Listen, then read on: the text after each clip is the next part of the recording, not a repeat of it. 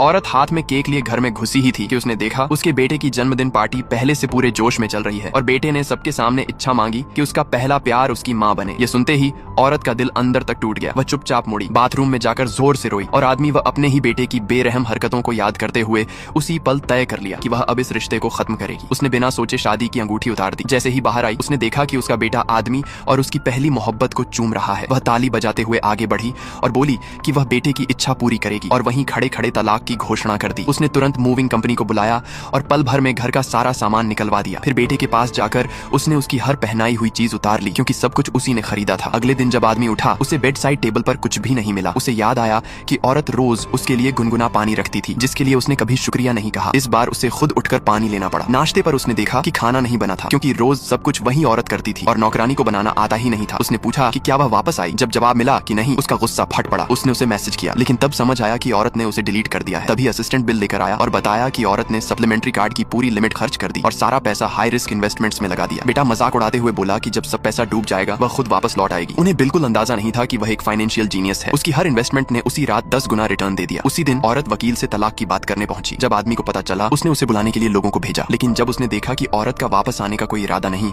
उसका गुस्सा काबू से बाहर हो गया। उसने औरत को पकड़कर जोर से टेबल पर धक्का दिया। उसी सेकंड वकील अंदर आया और पूरा माहौल जम गया।